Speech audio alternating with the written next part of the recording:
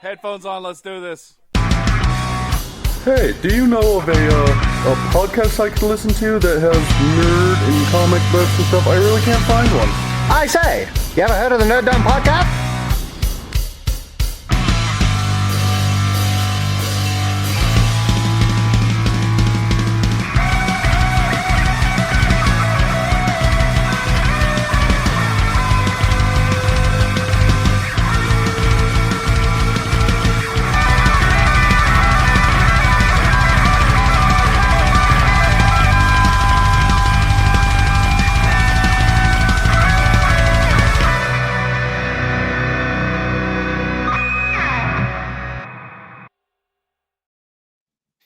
Hello, everybody. I'm your podcaster without fear, Luke, and welcome to episode 276 of the Nerd Dome Podcast. There's a dance party happening right now. And today I'm joined with Ryan. You get to go first. Hi. He says with vibrato. Hi.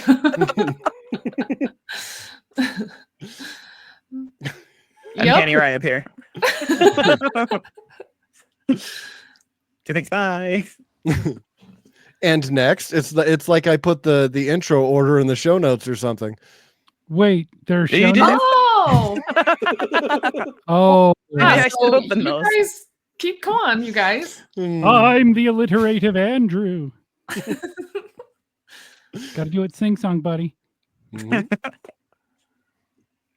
Classic Chris Hoffman, co-founder of Validity Studios, work with Andrew. And I'm Marley. Pretty soon this is going to turn into the musical episode. I don't see a problem with this. Slowly but surely. Oh man, how you guys been this week? Just, is it only Tuesday? What day is it? It feels like what? It's one of those It's been a Tuesday long week, you Thursdays. guys. It really has. Work is kicking my butt. Hmm. Ryan, you're doing okay? Yes. After I fixed my video card problems. Good now. Had Marvel Rival withdrawals for the 2 days that my computer wasn't working. Oh no. You wake up and you're like, oh no, no. Wake up every morning shouting pure chaos. How you been Is that- doing, Chris? Is that your main? Yeah. Right on. Yeah, I still don't think I have. I'm not good enough to have a main yet. I just like, sure, let's try this. Sure, let's try this. But when Daredevil is eventually in the game, I'm like, I don't care if I suck and drag the team down. I'm gonna have fun. I get that. I feel the same way about Howard the Duck. Mhm. Yeah, I mean He's Squirrel okay. Girl typically. just kidding. She's nuts. Uh-huh. Oh, God damn it. So, Chris, how's your week been? Good. Yeah, hanging in there. Good. Gosh, that really all the comic stuff you have that I've been paying attention to this week, you have in the show notes. Oh, cool. Sweet. Chris's I camera's did in notes. Daredevil mode. Yeah. Matt Murdock mode. Andrew, how you've been doing good this week? Yes, just Ducky. I just would like to know if like they're prepared beforehand or if they're all just off the top. They're off the top, but as one suspects, I just have them in the chamber or whatever. I expect like a whiteboard behind the camera and you're like, got it. Okay. Got to check off all 6 of them. And then All you right, erase man. it for next week. It works. Yeah. I don't know what you're talking about. Isn't this how he normally talks? Yes, full of puns, certainly. Yeah. Mhm. Yeah. Mhm. I don't see anything abnormal about this. All right, guys. Actually, this isn't news, but we're going to talk about it. Section 31. We were going to talk about it last week, but we needed Ryan here for this. who has also gone into Daredevil mode. Yeah, I was like, what's happening? So, Ryan, What? explain your tone of voice when speaking about Section 31. I wanted to like it so bad. And I was so excited to watch it. And it was so bad. Oh, Star Trek. Okay, I was like, I have no idea what you guys are talking about. I had to Google it. And I like Michelle Yeoh so much. Oh, she's great. I like that character. And it was so bad. Yeah, it wasn't the best. It wasn't the best. Andrew, you basically live texted us while you were watching I know, this. that was really good. And that's what got me through the days thinking about that. I'm glad. Mostly it was harsh criticisms based on continuity errors. But yeah, it took me 3 days in half-hour increments to get through this picture. I was not a fan. And Chris, you said you watched it too, right?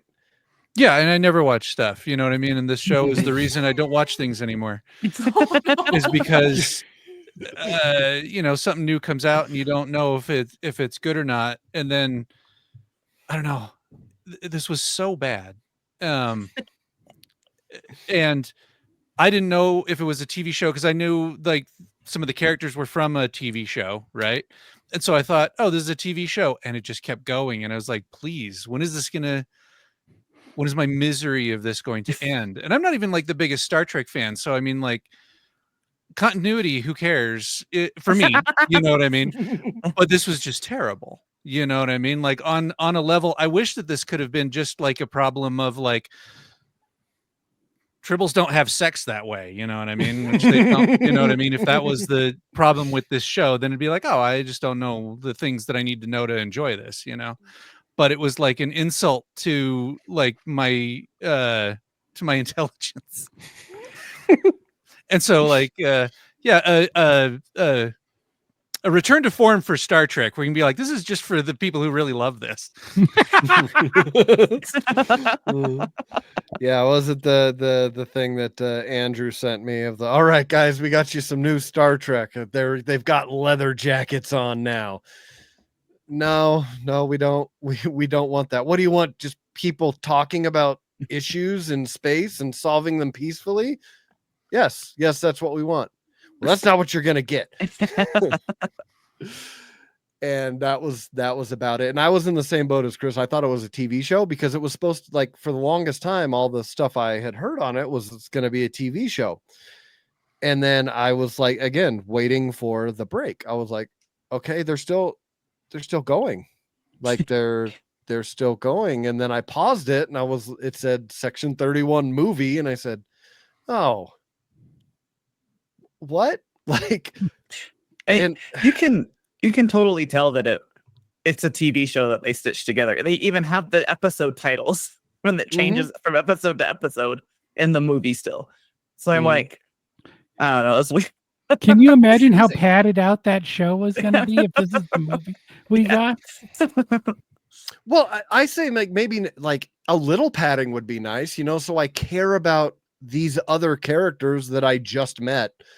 There's a lot, and like that's usually what like a good Star Trek show does. Like, there's the episode that's about Uhura or Spock or Bones or Geordi or Data, and you get to know the characters and you're like, oh, okay, even if it's just here or there, like Barkley, right? He had what, one episode, maybe two, that he was prominent in, but he showed up a bunch and I was like, it's Reg. So maybe if they had a little I mean, this is a big maybe. It still was not good.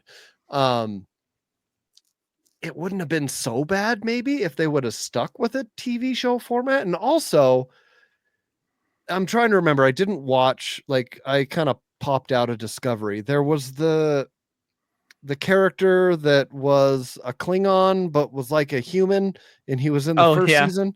Yeah, Didn't he leave with her to go do Section 31 stuff too? yeah. He's gone now, though. Where was he? That could have been at least. Oh, He I know died. that guy. The DNA, he died the off DNA screen. thing, like it just he melted. Like He just died off like screen. Senator Kelly on X-Men. But at least he did that on screen. Mhm. Can I tell you guys my least favorite line? Yes. Chaos is my friend with benefits. Benefit. Yes. Yes, that certainly there- seems becoming of the captain of the USS Enterprise C. There's a that's your new Star Trek t-shirt, right? You're gonna get the Delta, and then Chaos is my friends with benefits under it. Just like the Delta with the Enterprise C, like a majestic, like going across the front of the t-shirt, and then just that underneath. In the warp trail. Oh Is yeah, that's even better. Be the person who was introduced to Star Trek from Section 31 and hates everything else about Star Trek because they liked Section 31 and nothing else is like it. Yeah, because Next Gen is so boring because all they're Yeah. doing is They're talking. Yeah. talking about issues that are still relevant 40 Yeah. years in the future. Section Well, 31 was so bad, I went back and rewatched original series episodes to confirm that they were wrong about the things they were saying in the show. and to wash a little bit of the taste out of your mouth. Chris, you were saying, sorry. Oh no, I was gonna say they did the classic thing where they bring together the classic problem. This was my huge problem with the Defenders TV show, is that it's a team show, but they're all like jaded loners. Everyone's trying to be Wolverine on the team, and you have one Wolverine on the team. Everyone else should at least be trying to be a team, because it's like, why are they doing anything else, right? And there were just all these classic problems. One of the one Starfleet person that they had on the team, who was supposed to be a stickler for the rules and supposed to be a brilliant scientist, right? But anytime any sort of pressure came up during the thing, it's a female character, right? And she's just running around like, I'm just a girl. It's like, oh, she's capable, until the writers come along and they're like, and she has to run away from things, right? And it's like, oh, and then she's the one who kind of fixes things at the end with a Right. talent we didn't know she had. Mhm. You know what I Yeah. mean? Where it was like there was no like thing earlier in the show that was like, an arc for a character, right? Would be something like she's a rule follower at the beginning. She's the person who's like, I'm here from Starfleet. And then every time they do something, they're like, oh, that's against code, whatever. We can't do it this way. We can't do it that way. And then at the end of the show, since she's learned to be like a comrade with all of her friends there, right? That she breaks a rule and feels good about it and it saves the day, right? That would be a character arc. That would be, the person did something and learned something. But this whole thing was just a series of events. This was a series of set pieces that they used the same set from a whole bunch of other things you guys told me about. Because the one thing I said I kind of liked about the show is I was like, the sets are nice. And they're like, yeah, they built them for a different show. It's the same. I was like, how many times can they use the Discovery Bridge in yet another Star Trek show? Yeah. It's like, we know what it looks like. We know what it looks like, guys. You can't just change the lighting. Yeah, kind of. But yeah, exactly. Right. Like that was the one thing that I kind of had like this looks good. You know what I mean? And it was like, yeah, it's because it's from something else. It's not even from this. And there was just thing after thing like that, where it was like, there's just nothing to hold on to into this show. The one credit that I'll give it is that when they were building the team at the beginning, or showing the team at the beginning, right? And then there was one character that was like an emotions manipulator somehow. It's And I was the like, those Delta. are, what was that? Oh yeah, the Delton. Delton, yeah. And it's like, those types of characters are a problem. And I feel like we should just leave them in the, like, and then they immediately, spoiler alert, they immediately kill that character. And I'm like, oh, okay, well, maybe they introduced this character to be like, look, we're gonna make you think we were gonna do something here, and it was like, all right, and then everything downhill from there. It was like, all right, well, gave you a point for trying, and then there was nothing else to hold on to. Yeah, I feel like the Delton was like, hey, look, old Star Trek fans, here's the thing. We don't know what to do with it. Kill it. Yeah, the vibrating fight, and I was like, wow, this looks straight out of Dune. The original Dune. Vibrating fight. God, I forgot about that. And it You know what lasted bugged me? forever. You know what bugged me the most about the vibrating fight? So the widget that they're after has a vibrating thing on it, but is selectively going through things, but bouncing off of others. It's driving me nuts. I'm like, why did it bounce off of that cabinet and then go through that wall? I don't know, flux capacitors. Yeah, it's your fault for paying attention. It's just Magic. driving me- I'm like, It's just either, magic. either it can go through walls or it can't. Why is it doing both? You know, I was also not paying full attention and still thought it was bullshit. Like I was playing Balatro while I was watching. It's like, what the fuck are these guys doing now? I But for lost someone audio. like I was saying, like Continue on. Wait. I'm not super worried about the continuity, but I can't imagine for you guys who are like into the continuity. Didn't you say there was like a character that showed up that shouldn't be there? Yeah, go for it, Andrew. Oh yeah, Do you want to see? You mentioned it first. there was a character in the bar who is a Charonian. Yeah. Charon, right? Uh-huh. From Let This Be Your Last Battlefield, Mhm. right? That's the old black on one side, white on the other with Frank Gorshin. And so Frank Gorshin's character had been chasing the other one for 50,000 years. 50,000. And so they get back to Charon and everybody's dead. Their hatred had destroyed them. And so they're the last two. And so they run off chasing each other still. Right? But they destroy each other, right? And then Yeah. And so they're all gone. They determined they were the last two for many, many years. Everybody else was gone for a long time. And nope, there's one at this bar run by Michelle Yeoh. You guys remember this?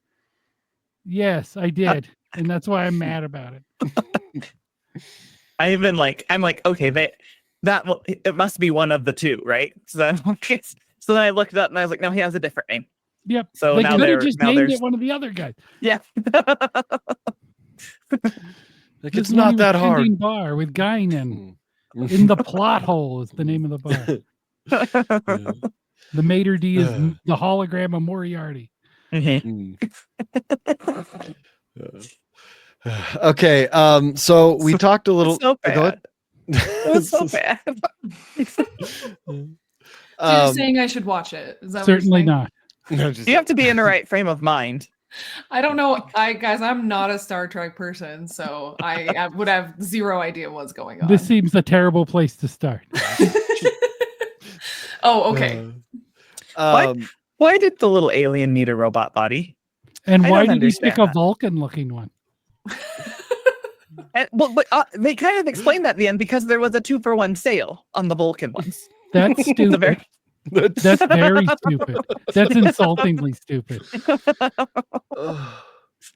Oh man, I'd just like to point out that the actor that played the Vulcan robot, the guy's from South Africa, and the other accents that he did in that, and I was like, that's pretty good range. Dude, he was pretty good with the accents, I think. It's Yeah, the is worst that- Vulcan acting I'd seen since the J.J. Abrams movies. Don't Don't get me wrong, I Also- like Zachary Quinto, but like, I remember watching the trailers of him screaming and yelling and thinking to myself, geez, that's the worst Spock acting I've ever seen.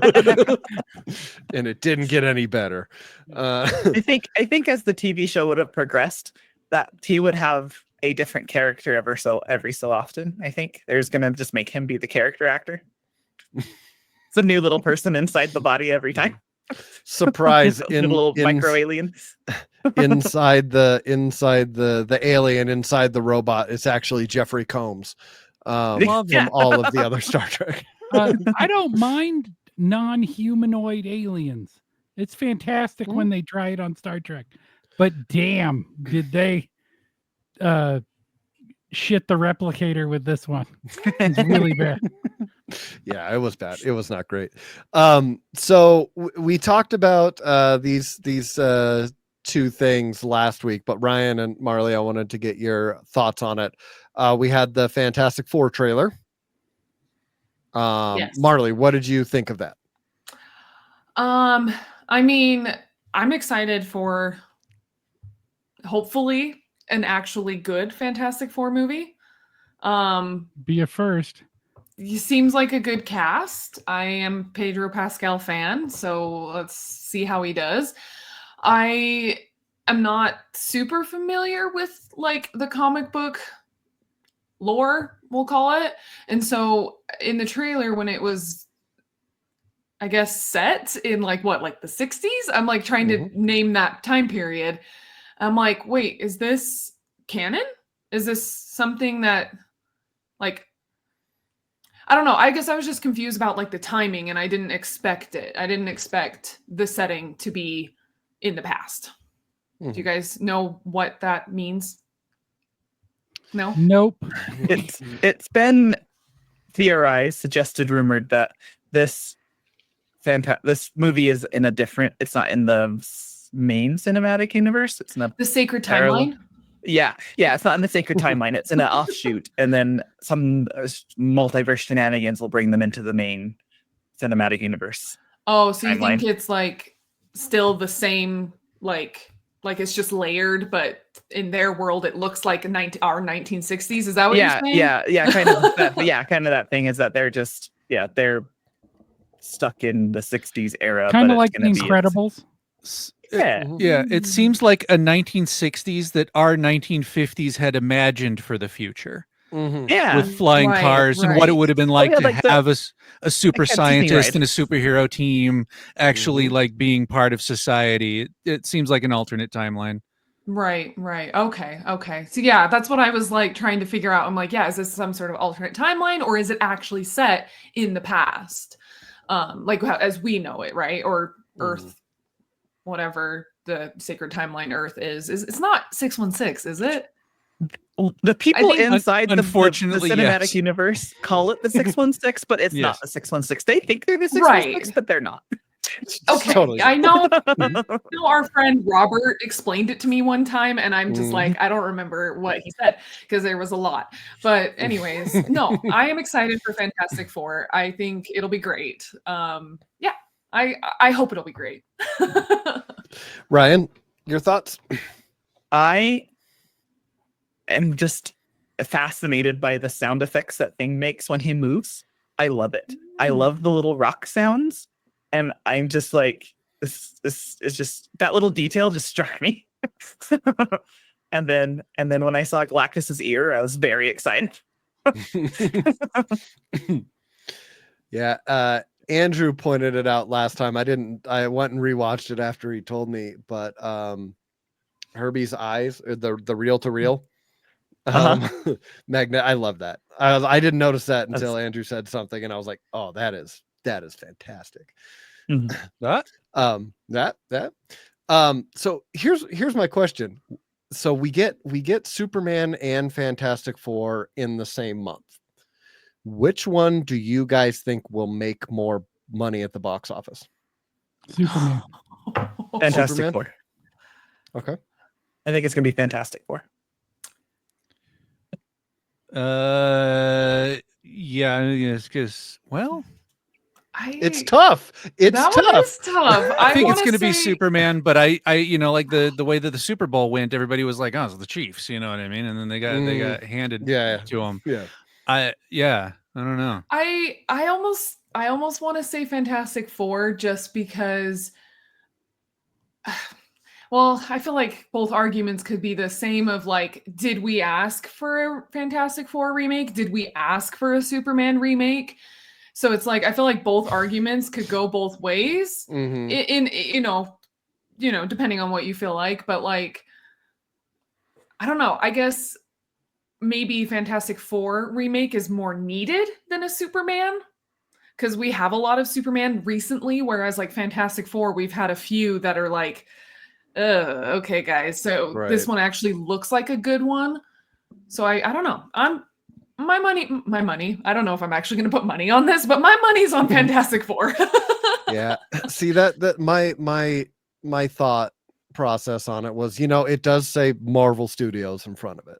And they, for the most part, have a very good track record with the movies.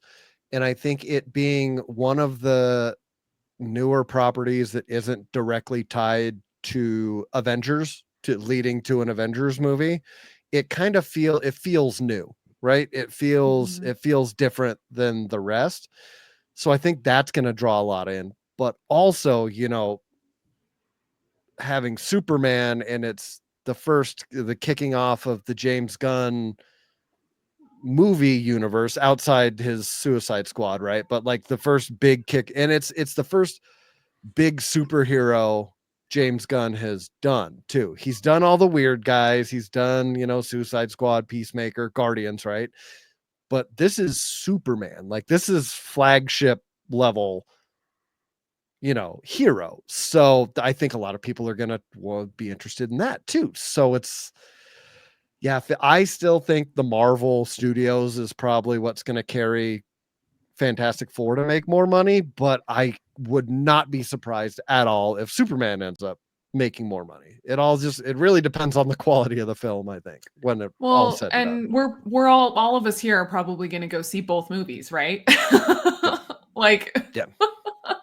So there, we're going to maybe cancel that out just right there. It depends on how much crypto steals the show in Superman the movie. Okay. There is a dog. There is a dog. That changes things, actually. Well, I forgot about Kirby. That's why I said crypto versus Herbie. Dog versus cute robot. Oh, that's going to be a interesting month. Yeah. The other thing I wanted to ask, have either of you watched Friendly Neighborhood Spider-Man yet? No, I haven't. Jason and I watched the first episode last night, and I was surprised that he turned it on, and then I was hooked from the intro. I'm like, and then the theme song plays, and it's like the updated version of the original Spider-Man, and I was very excited about it. And then the Doctor Strange pops up in his classic outfit, and I was I just hooked this whole thing, and it's drawn like a 60s comic book, and I loved it. Okay.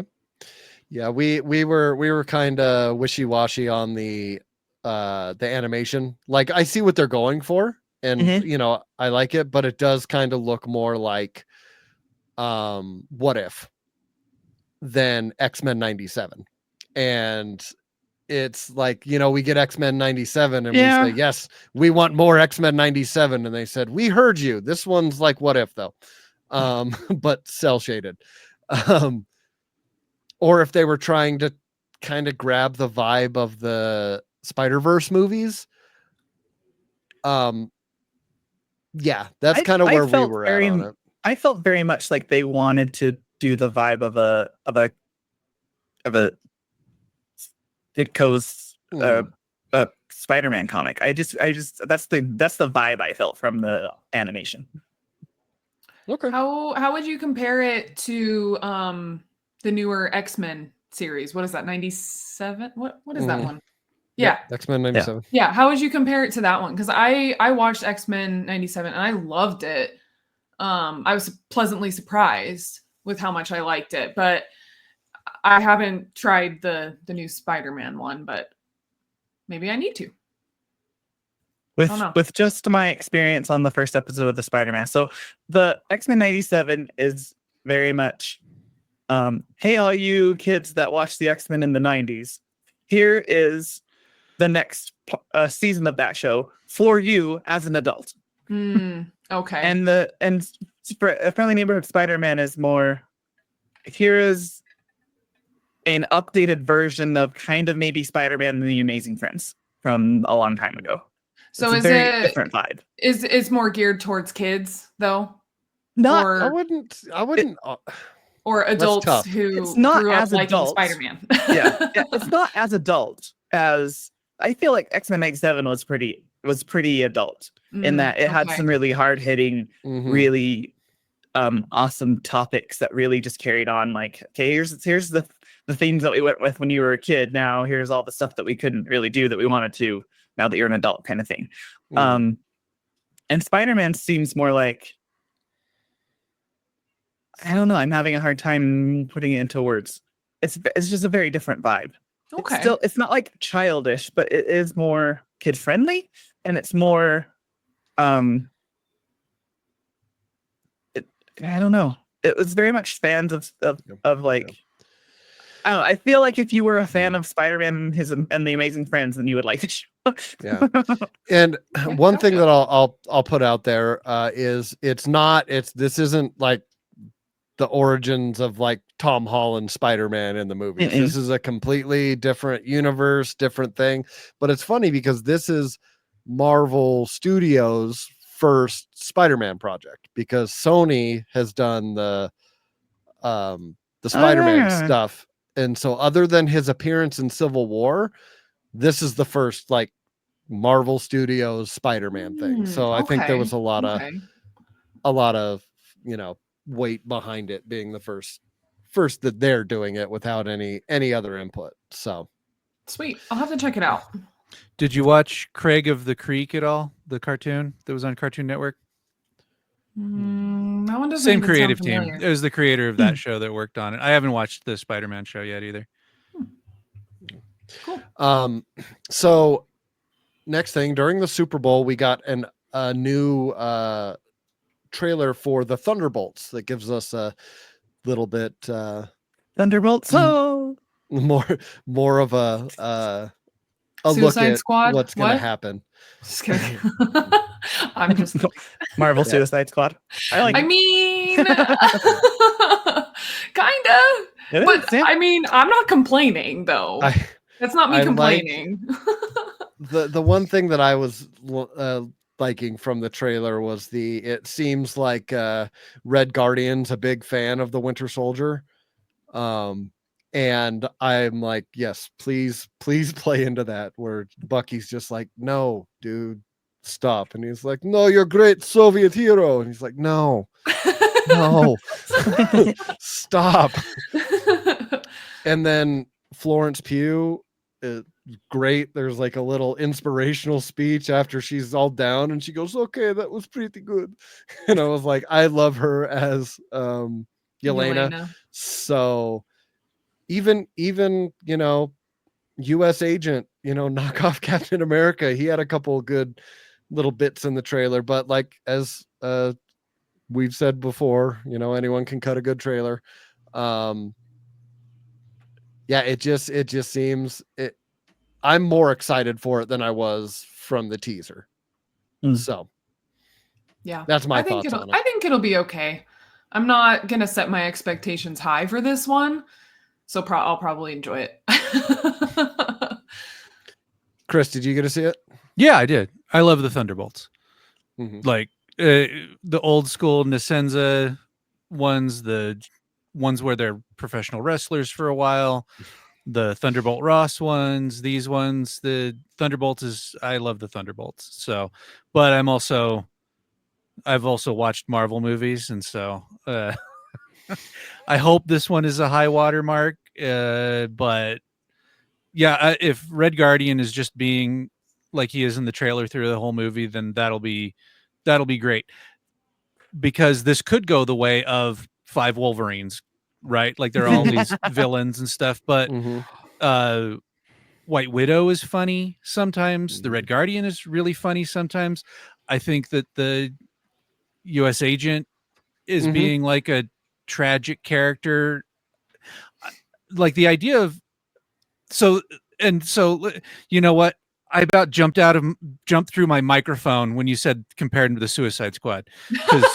No, not even, let me calmly.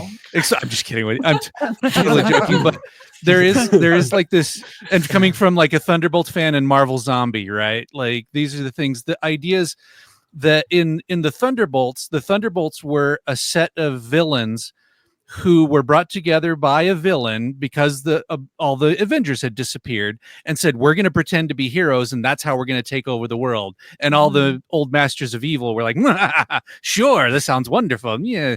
And then they start becoming superheroes, and half of them are like, no, I like this better. Why wouldn't we just do this? And then it causes this rift in between the two in between the two factions of the team, where the ones are like, you've lost your edge, we're trying to take over the world, and the other guys were like, no, we've bought into this idea of saving people, I'd rather do this. And that's like the core of the Thunderbolts. I don't know if they're going to do that in this movie, hopefully, right? But that's the core of the Thunderbolts that I love about it, is that because the Suicide Squad are like, they're coerced, and I still love it. I love the Suicide Squad movie, right? And they have also grown into being that, right? Like they were just villains with stuff being held over them, like, oh, if you do something good, we'll wipe away your record. And that might not even be the original. Andrew can speak more to about like what the original idea was. But like the thing is, they're being coerced, and then they end up being like friends, you know, and stuff, and they end up doing a good thing kind of on accident, right? But under coercion. Where the other guys were doing stuff where they were like, oh, and they actually had like a turn. Both very cool things, but different. But it's like, trying to explain Star Wars and Star Trek to somebody if they don't know them, right? They're like, oh, they'll take place in space. And I'm just kidding. I'm totally joking with you, but I absolutely need to say that or my head was going to explode. No, honestly, I'm like, I love hearing your insight about that. Cause like, of course, like I was totally kidding, but I am way more of a Marvel fan than DC anyway. So I'm like, yeah, like Thunderbolt, like this is great. Like I'm excited no matter what. But yeah, like Suicide Squad, like, I mean, just because we've already seen them in, you know, a film, or well, 2 films. 2. A good film and another film. Yeah. Yep. But you know, so I just have to tease because I've heard other people say too, oh, it's just Suicide Squad, and I'm like, yeah, kinda. But anyways, no, I think it's good to distinguish between the two because they are different. You're right. Andrew, you said you thought about watching it, but then you heard some stuff and you're like, I don't want to watch it. I was sent some scenes from the trailer that appeared to be spoiling the whole movie, so I stopped watching it. Are you still excited to go see the movie though? As excited as I was before. Perfect. All right. So hey guys, I got some news. Yes. So everyone's favorite foot artist, Rob Liefeld. Oh my god, I love this story. So Deadpool creator Rob Liefeld has cut ties with Marvel after expressing disappointment with his alleged treatment at the premiere of the latest film. The artist and writer is the brains behind the foul-mouthed anti-hero and has had a working relationship with the comic book publishers for over 30 years.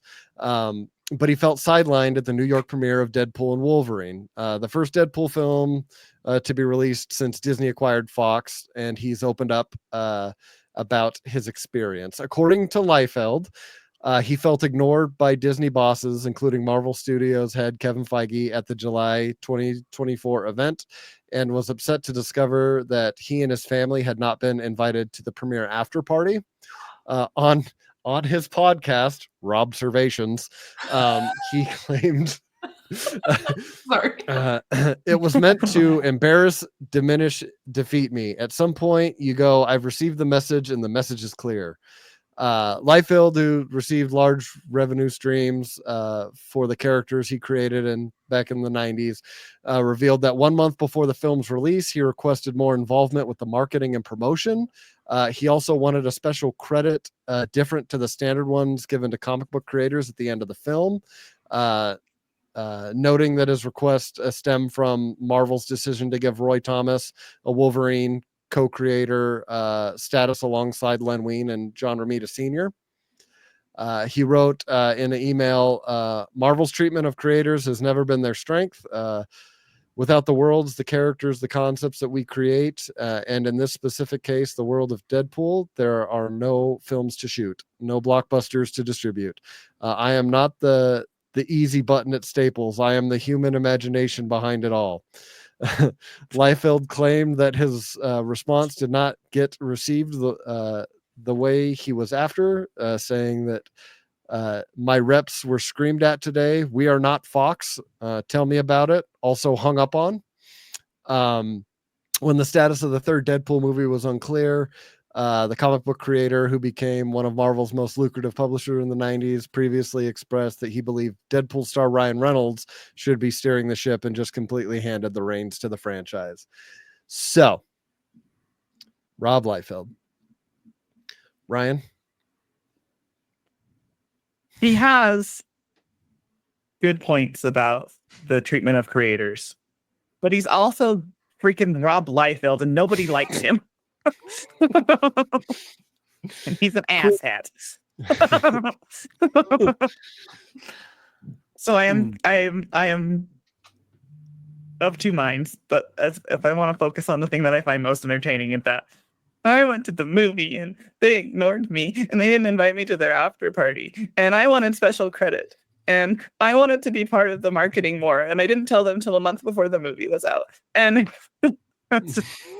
nobody likes you, Rob. I wanted to go to Hong Kong with Ryan Reynolds. Chris, what do you think about all that? I agree with Ryan where he's like, he does have a good point. I mean, in all of that, like, sort of narcissistic rambling about, it reminds me of that scene from Avengers when Scarlet Witch is like, you took everything, and Thanos like, who are you? You know what I mean? where it was like, I know you know what I mean? Like, and I mean, on the creator side of it, yes, you know what I mean? But it's not like with Bill Finger, where for decades he was hidden as the co-creator, buried in a pauper's grave. Yes, and never saw a dime from it. You know what I mean? He has made millions of dollars from this. Anytime he jumps into a Comic-Con or everyone knows that people barely know that Fabian Nicienza is the co-creator. And mostly because Rob never makes any mention who the other co-creator is, 50%. And everything, if you like anything about Deadpool, it's a lot because of how Fabian Nicienza wrote him. Yes. You know what I mean? And subsequent people later, because even at the very beginning, he wasn't the wisecracking, you know what I mean? Like, that grew. It was like all the characters. They grew into that later, right? But for creator credit, they have been, it has been, he hasn't gone out of his way to sit there and be like, me and Fabian have been, you know what I mean? Fabian also wasn't at this after party, and Fabian also hasn't been, so it's like, okay, dude. And you notice that he's not championing creator rights and stuff like that. No, he's championing Rob Liefeld's rights and disguising it as creator right, because he's never championed any of his peers' rights. No, right, right. It makes me think of that. You said the line, "The who are you?" It also makes me think of from Falcon and Winter Soldier. Is like, he is completely out of line, but he's not wrong. He's not wrong. Yeah, yeah.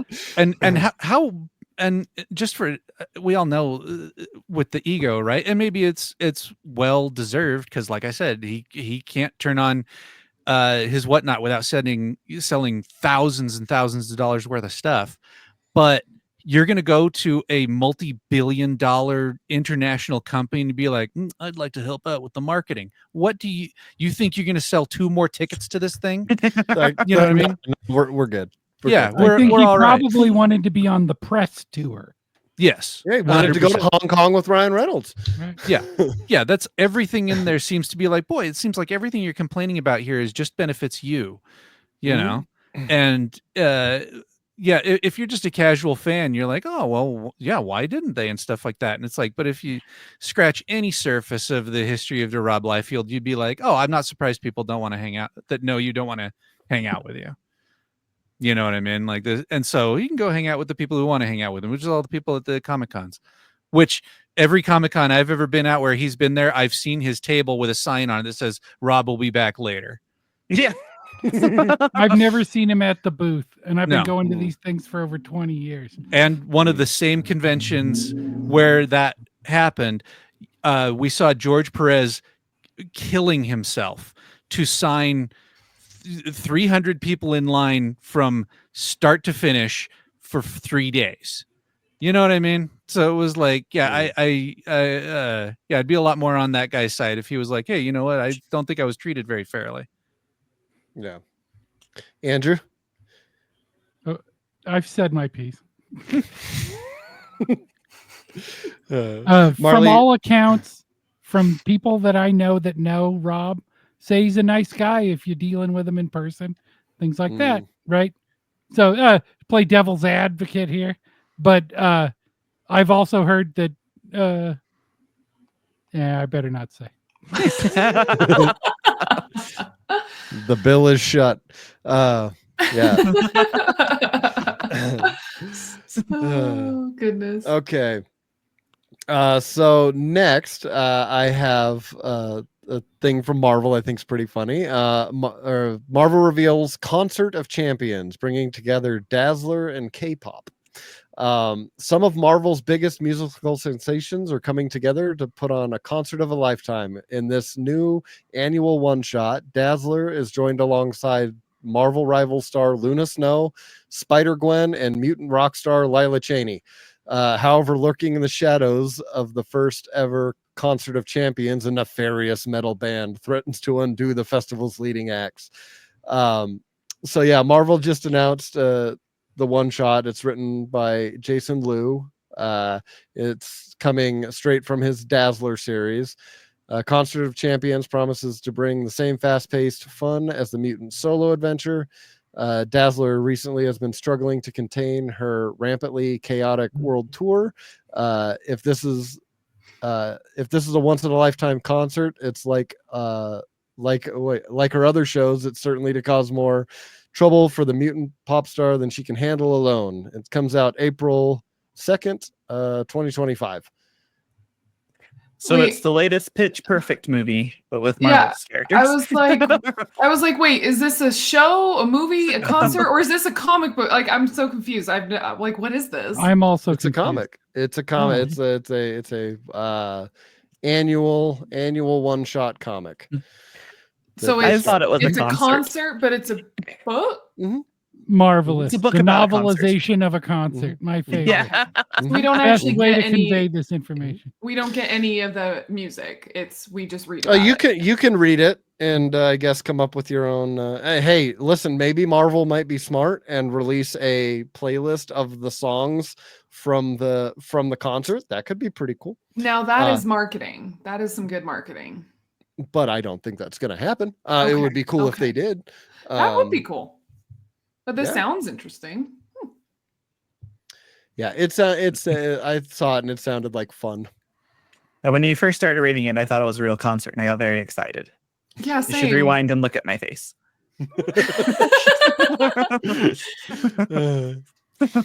That's funny. Yeah, that seems fun. Okay, so next, Black Lightning creator Jenny Blake Isabella comes out as transgender at the age 73. So Jenny Blake Isabella is proof that it's never too late to embrace your true, authentic self. A former writer for both Marvel and DC Comics, Isabella is most well known for creating characters Black Lightning, Misty Knight, and Tigra. Over the weekend, Isabella came out as transgender with a post on her social media with a meme. It says, "Keep calm, and yes, I'm transgender." She elaborated further in the caption writing, "This is real. I'll have more to say soon. In the meantime, I ask you respect my privacy, and especially that of my wife and our children. Thank you." Isabella is married to Barbara Isabella, and the two have 2 children. While Isabella is now personally using the name Jenny Blake, she also shares she will continue to write under both the name both that name and her professional name, Tony Isabella, and will be presenting as Tony Isabella at upcoming conventions this year. that was an awesome story to hear after Mhm. a lot of especially after the Liefeld stuff. Right. It's like, More power to her. mhm. Yeah. I think it's really cool, and the line the and I don't know if this is the author of the article made that tagline, but like, it's never too late to be your authentic self. I think that was really Mhm. a great line for that article. Mhm. Yeah. Andrew, you have any other thoughts? Oh, I think it's terrific that she could come to that and felt comfortable enough sharing with everybody. That's wonderful news. I feel great for them. And so that's Good. wonderful. Good. Okay, so looking at our time here, I don't know if we're gonna have time to run through this this other big news story. So let's just jump. Did you just say In- snooze story No, or news story? news story. He's getting a little bit more drunk as the night goes on, so he's slurring Listen. his words. Forgive him. Listen, I was like, snooze story. I mean, maybe for some people. yep, there. That's the name. That's the name of the episode now. Snooze story. That'll get all the clicks. But no, I wanted to talk about some comics we've been reading this week. I picked up the Kelly Thompson trade of Black Widow. Just a little bit into it, but it's very interesting. She is attacked and brainwashed, and then when she wakes up, she's got a kid and a family, and she's completely happy. And Bucky and Hawkeye and Yelena are kind of watching from a distance once they find her, and they're like, do we go in and mess this up? She seems like legitimately like really happy. So they have this kind of moral, like, what do? We know that's not her, but we don't know what to do about this. Is this a Marcus Kang situation? Do we really know? I don't know. I haven't read that far. But yeah, no, it's entertaining. It's good. I did also pick up the #1 of Laura Kinney Wolverine.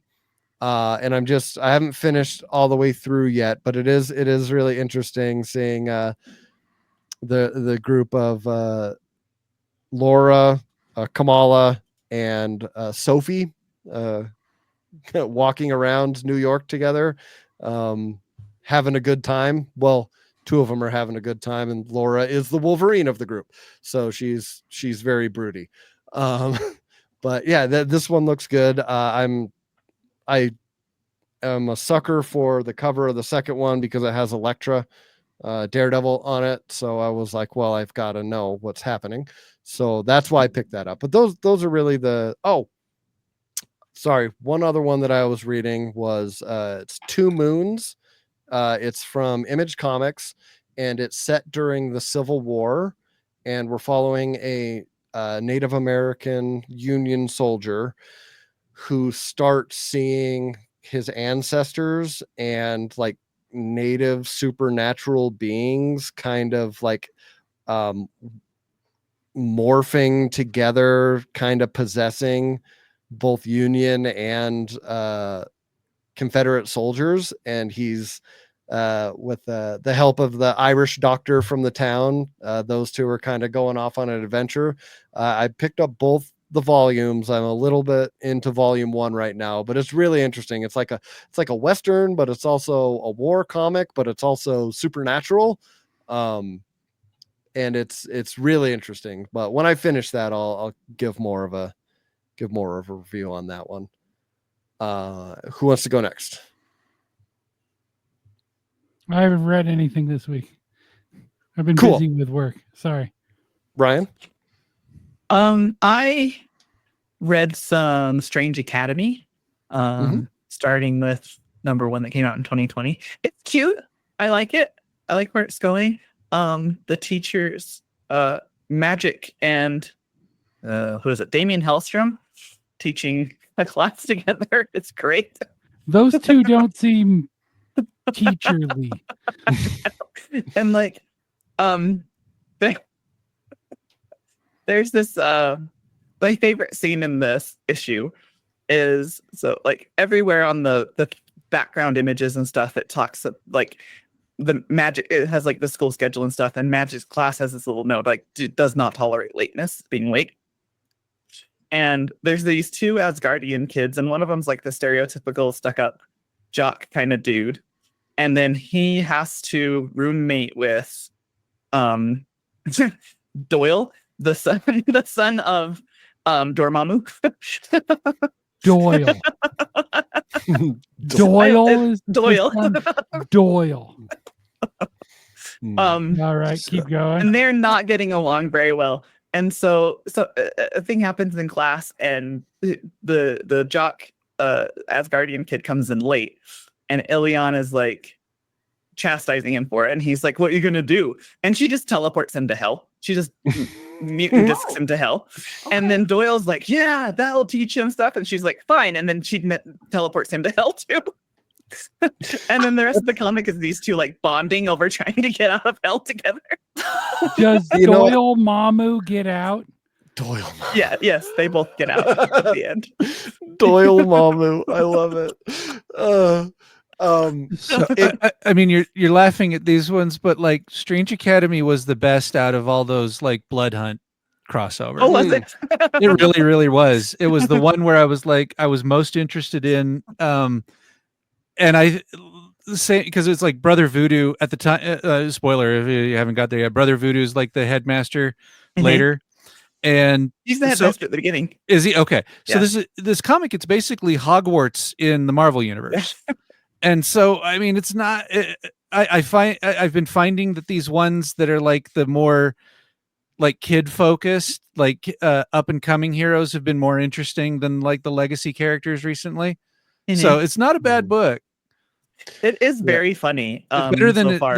than explaining it is. Yeah. That's just like a little snippet that I really enjoyed, but it's a really good book so far. The mystery is there's this one character who's like the school's in New Orleans, kind of like a pocket garden that's bigger on the inside. And then they kind of go out and explore, and there's this one girl that's from New Orleans, but she's hiding that she's a zombie, like a legit zombie. And then I haven't figured out why she's hiding that exactly, but yeah, there's some like that's the mystery that the other kids are trying to figure out, and the audience is trying to figure out why this is. At least for me, I'm like, why is this such a big deal? I mean, we've got frost giants, we've got a swamp thing, little monster kid, we've got the son of Dormammu. The zombie doesn't seem that bad. Yeah, the teacher's the son of the devil. Yeah. You know, Yeah. the zombie doesn't seem that bad in comparison. It's funny you brought up the way magic runs the class. That's very on tone with the way in Midnight Suns, when she's like, all right, we're gonna learn vampire hunting with our guest teacher Blade. All right, there's stakes under your desk. Opens the portal. There you go. This is how you learn. So that's awesome. Chris. Yeah. Let's see. So read the latest issue of Ultimate Spider-Man. The Ultimate Spider-Man books are super interesting. They're new takes on old versions of these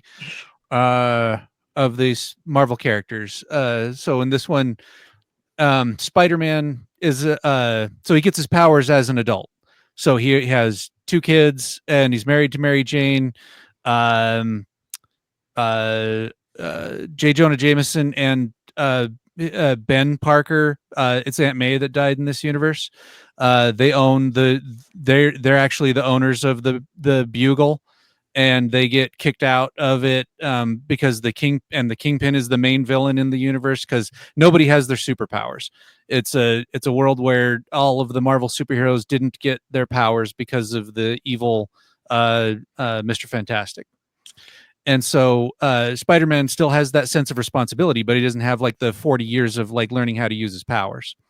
And so now things are happening where it's like he works, him and Harry are best friends, and they're learning how to be superheroes together. He's the Green Goblin with a suit, and he's Spider-Man with his powers. They work with Dr. Octopus, and Dr. Octopus creates a Venom suit for Peter, and it's actually not just a suit; it's actually like a clone of him, and so the suit can be autonomous from Peter, and so in this latest issue, Peter and Harry disappear because they've been kidnapped by the Craven, and to do a hunt in the Savage Land. He's gonna hunt them down, right? But this other Spider-Man, the suit, actually grabs Peter's oldest son, and he starts patrolling as Spider-Man. So it's kind of a Captain Marvel thing, because when he's got the suit on, he looks like a grown man. And so they're looking for him because they don't know where he is. It's a really cool story. Like the way that the characters show up, but they're a little bit different, and they're doing something familiar but also something different. It's a cool take on the characters. See how it goes. It's been going about a year now, and so we'll see if they can keep the gas in the tank on this one. Yeah, see, I saw when they started launching all these Ultimate titles, I was interested in it, but then I was like, didn't we just have this big thing to get rid of the Ultimate Universe? Yeah. And it's back. Is this a new Ultimate Universe, or like the same Ultimate Universe as the last? That's Ultimate what Universe? It's a completely different one. So like what is he called? The maker or the architect? The evil Maker. The maker. He made this particular Earth. He's like, there's gonna be no superheroes or villains on this Earth, and he stopped everyone from getting their superpowers or their super suits or anything, right? But the Tony Stark of that world figured out what was going on and shot himself back in time, and so before that happened, so that he could come back in time and reintroduce everybody at a pace, right? And so Tony Stark shows up and he's like, "You're Spider-Man." He's like, "The fuck are you talking about?" And so everybody who got a new book, Tony Stark has come and said, "Okay, you're actually a superhero and you're getting your powers superpowers." Now." Exactly. It'd be like it's like they start with cell phones and the internet and stuff like that, and then there's never been superheroes in this universe before, so now people are freaking out, like, holy cow, there's superheroes. That's weird. And so it feels like they have more freedom to tell the stories that they in this universe than they do in the mainline ones, because I don't feel like this one's getting the same editorial oversight. They're like, it's not the canon universe, so do whatever you want over there. Where a lot of stuff in the main universe right now is like, if you notice, they're all fighting clones of themselves, or they're in different time. You know what I mean? Like there's nothing that's dealing with any current events in any current mainstream comic. And this one doesn't either, but it's better about it, because there is stuff going on there that you can see as more of a parallel. So comics find a way, you know what I mean, to deal with issues. And so I feel like this is the one that's trying to do it. See, now I'm picturing Tony Stark as like superpower Oprah. Now you get some superpowers and you get some superpowers. Yeah. Oh my gosh. Well, I mean, how ridiculous superpowers sound like. He's like, you got superpowers by being bitten by a radioactive spider, so here it is. And he's like, you know, like, what? I would hate that. Why are you throwing spiders at me? Yeah, I'd just pass. throws it out of his pass. throws it out of his pocket. Surprise! Yeah. I would literally drop down and die if someone did that to me. I hate spiders with a vengeance. Marley, have you read anything this week? Well, I should be reading more comics. Or did you watch anything interesting this week? Well, I've actually had my nose in a book. Yeah, so I should be reading Daredevil Born Again to get ready for Born Again, even though it's really doesn't, it's going to be apples to oranges, but but anyways, no, I've been kind of my head has been in a book for my best friend is an author. She writes paranormal fantasy, and she just gave me an arc of her second book, which if you don't know what ARC means, it's an advanced reader copy, because her book doesn't come out until April. But I've been reading the second book, and there's like vampires and stuff in it. It's great. It's like set in San Francisco. It's a really good series, but and her name's Lindsay Clement, if anybody cares or likes vampires. But yeah, the first book is called An Absolute Bloody Disaster. But yeah, I've just been really excited and reading her second book, and that's probably what I'm going to go do when we're done recording is go sit and read that, actually, because it's just one of those where you're like, I know there's twists and turns coming and I need to find out what happens. But yeah, it's been good. Okay, I have a question. When Chris described Strange Academy as Hogwarts for Marvel, did that set off all the bells for you? It did, actually. I kind of perked up with that. I'm like, wait, what? What are we talking about? Wait, what is this thing? Yeah, no, I really like Harry Potter too. So I like Harry Potter and Marvel and all of that. So and paranormal, supernatural type stuff too. So I'm like, yeah, you guys, someone should message me or something later at that series that you guys are talking about, because I don't remember it, what you said. But yeah, definitely interested. Cool. I thought it might. I thought those were your keywords. I mean, if I have to read anything other than Daredevil comics, I guess I'll read that. Fine. I'll branch out. Awesome. All right. Does anyone else have anything you want to talk about before we go? Yep. All right. Andrew, Chris, you want to plug your stuffs? Yes. Please check us out at ValidiStudios.com and weekly whatnot streams. Chris, how's that? Yeah, question mark. Yeah, we're getting back to that pretty soon. Okay. Good. On an upcoming Thursday. Yeah. All right. Awesome. Marley, do you have anything? I mean, if you like Daredevil, I'll plug our podcasts that we need to release some new episodes for at some point. Yeah. But that's Heroes of Hell's Kitchen. Luke and I are on that podcast, and we're trying to do some recaps and get all caught up before the next before Daredevil Born Again comes out next month. So yeah, if you want to check that out, you can. Heroes of Hell's Kitchen. Yay. Awesome. Well, yeah. Thanks for listening, everybody. You can find us, where you find podcasts. We're on Instagram and Twitter /X and Threads, the Nerd Dome, Facebook, we're the Nerd Dome Podcast. If you have any comments or questions, go ahead and write them in. Yeah, and that's all I got. Ryan? Don't forget to subscribe. You may now exit the dome. Fuck responsibility. I could see the whole time. Hail Hydra. Wait, who are you guys again? I don't know what I'm supposed to say here. See you next week, guys. Who are you people? Bye.